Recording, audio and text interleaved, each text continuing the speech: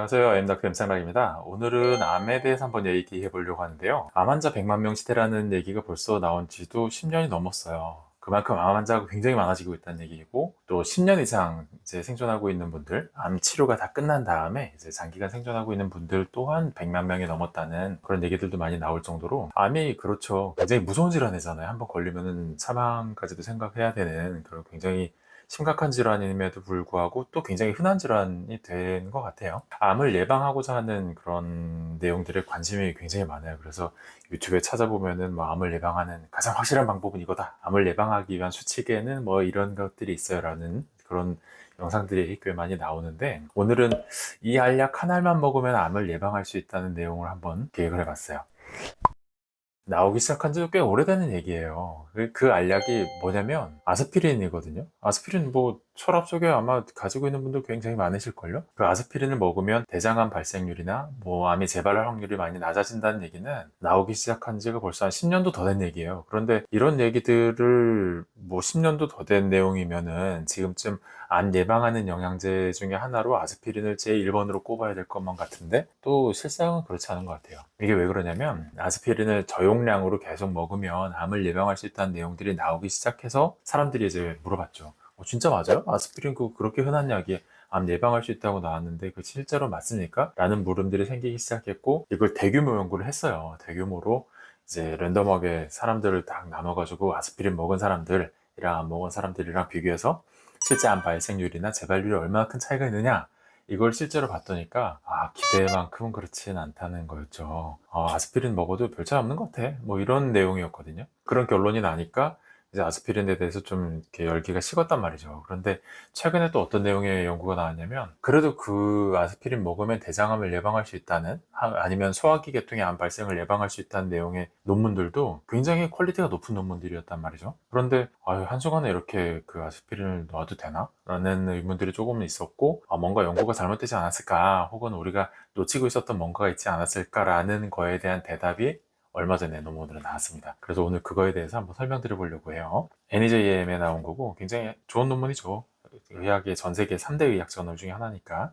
여기에 뭐라고 나왔냐면, 로우 도스의 아스피린이 콜로렉탈 캔서, 대장암을 어떻게 바꾸느냐, 이거에 대한 내용이 실렸는데, 여기서 실험한 게 뭐냐면, 옛날에 연구한 거 보니까 대장암 유발을 막을 수 있는 건 맞는 것 같은데, 도대체 우리가 그 대규모 연구에서 효과가 별로 없었다라고 한 그 대규모 연구에서 놓쳤던 게 뭘까라는 걸 계속 생각해보다가 이분들이 뭘 했냐면, 여기 보면은 PI3 카이네즈라고 있어요. PI3K라고 하는 그런 유전자의 변형이 있는 사람들과 아닌 사람들을 나눴어요.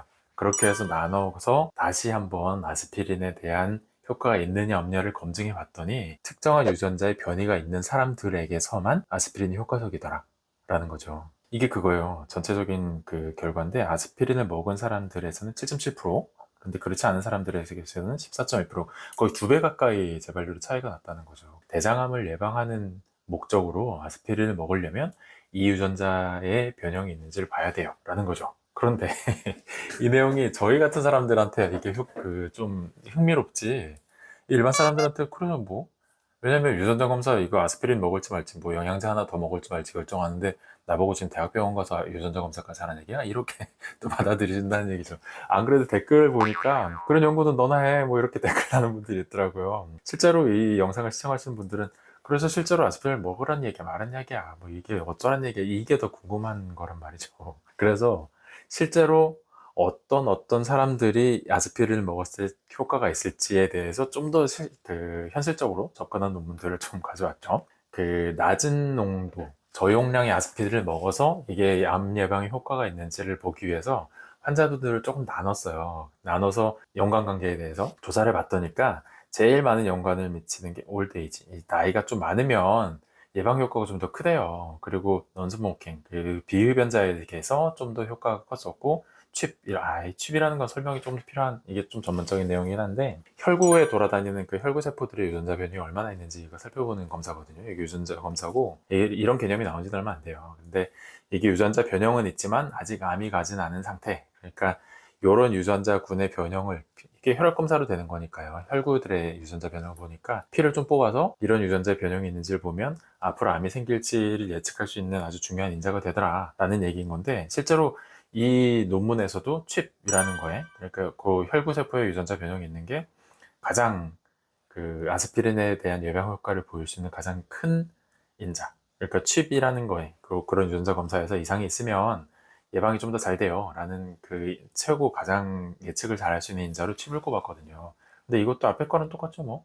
이거 뭐 영양제 하나 더 먹고 아스피린 하나를 더 먹으려고 유전자 검사까지 해야 돼? 뭐 이렇게 나올 수 있는 얘기니까 이건 일단은 나온가 보고요. 그 다음에 패밀리 스토리. 그러니까 암의 가족력 있는 분들. 그 다음에 BMI. 그 몸무게를 키의 제곱으로 나누는 수치. 이게 비만 인자잖아요. 그래서 BMI 높으면 높을수록 이게 비만도가 좀 더 높다라고 하는. 근데 그게 낮아야 효과적이라니까 좀 마른 사람들이 아스피린 먹을 때 예방 효과가 좀 더 큰 것 같아요. 이거 봤을 때 일단 칩이라는 거는 유전자 변형이 좀 있는 거니까 내가 유전자 변형이 있을 확률이 높은지 아닌지에 대한 얘기거든요. 가족력이랑 어느 정도 일맥상통하는 것 같아요. 아니면 과거력. 내가 암에 걸렸었던 경력이 있거나 아니면 가족 중에 암에 걸린 분들이 있거나 하는 사람들이라면 칩에서도 약간의 변형이 발견된 가능성이 좀 더 높거든요. 이것들을 전반적으로 볼 때 좀 연세가 있으신 분들이 뭐 가족력이나 암에 걸렸던 경력이 있으실 때 뭔가 암을 예방해보고 싶은데 라고 하면 아스피린 굉장히 훌륭한 선택지가 될 수 있죠. 거기다가 마른 체형이고 비흡연자, 흡연까지 하고 있지 않다면 아스피린을 먹었을 때 암을 예방할 수 있는 효과가 좀 더 많을 수 있겠다.